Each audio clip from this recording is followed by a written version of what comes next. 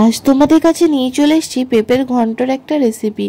পেঁপে তো অনেকে খেতে পছন্দ করে না, তো পেঁপেটাকে যদি এইভাবে বানানো হয় সবাই চেটে পুটে খাবে। তার জন্য এখানে কড়াইয়ে দিয়ে দেবো বেশ খানিকটা সর্ষের তেল। তার মধ্যে এখানে বিউলির ডালের বড়িগুলোকে ভেজে নেব। এখানে কালো বিউলির ডালের বড়ি বাড়িতেই দেওয়া, তাই একটু কালো কালো, না হলে এটা বাজার থেকে কেনা বড়ি সাদাই হয়ে থাকে সাধারণত। তো এটাকে খুব ভালো করে লালচে করে ভেজে ভেজে তুলে রাখবো। পেঁপেটা স্বাস্থ্যের পক্ষে খুব ভালো, তাই পেঁপের তরকারিটা অনেকেই পছন্দ করে না, তাই এইভাবে একবার বানিয়ে দেখো, খেতে ভীষণ ভালো লাগবে। তারপরে এখানে গ্রেট করে রাখা পেঁপেটাকে ভালো করে ধুয়ে রেখেছিলাম, জল ঝরিয়ে এই তেলের মধ্যে আমরা দিয়ে দেব। এবার ভালোভাবে নাড়াচাড়া করে নেব। আমার ভিডিও ভালো লেগে থাকলে চ্যানেলটাকে সাবস্ক্রাইব করতে ভুলবে না, বন্ধুদের সাথে শেয়ার করতে ভুলবে না, আর ভিডিওটাকে লাইক করে যেও। আমি চেষ্টা করি যতটা সম্ভব সহজ করে রেসিপিগুলো তুলে ধরার। এর মধ্যে দিয়ে দিলাম এবং স্বাদ মতো লবণ, আর দিয়ে দেবো হলুদ গুঁড়ো, দিয়ে আবারও ভালোভাবে নেড়ে চেড়ে ভাজা ভাজা করে নেব। খুব বেশি পরিমাণ তেলের দরকার হয় না, সামান্য তেল দিলেই এই পেঁপে, লাউ এই সমস্ত জিনিস কিন্তু রান্না হয়ে যায়।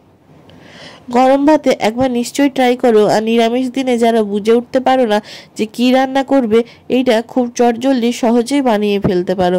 এর মধ্যে এবার দিয়ে দিলাম আদা, জিরা আর লঙ্কার একটা পেস্ট। এই পেস্টটাই এর মধ্যে দিয়ে দিলাম। এবার খুব ভালোভাবে কষিয়ে নেব। রান্নাটা মাঝে মাঝে ঢাকা চাপা চাপা দিয়ে করবে, এতে কিন্তু পেঁপেটা খুব তাড়াহুড়ো সেদ্ধ হয়ে যাবে।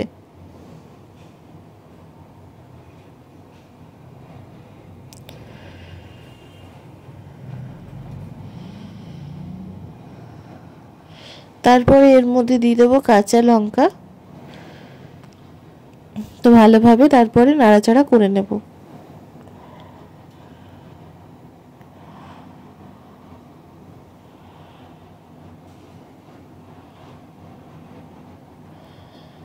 তারপরে এখানে ভালোভাবে মশলাটা কষিয়ে নেওয়ার পর সবশেষে দিয়ে দেবো এর মধ্যে একটু গরম জল। তারপরে সামান্য পরিমাণ মানে দিলেই হবে, যাতে খুব ভালোভাবে সেদ্ধ হয়ে যায়। খুব বেশি জল দেবে না।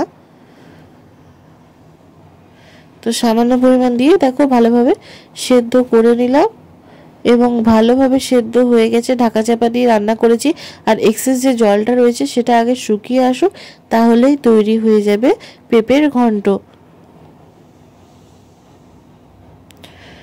দেখো জল একদম প্রায় শুকিয়ে এসছে, তাই পেঁপের ঘন্ট একদম তৈরি। তবে হ্যাঁ, নামানোর আগে এর মধ্যে বিউলির ডালের বড়িগুলো গুঁড়ো করে রেখেছিলাম, সেইটা এই ভাজা বড়িগুলো এর মধ্যে দিয়ে দিলাম।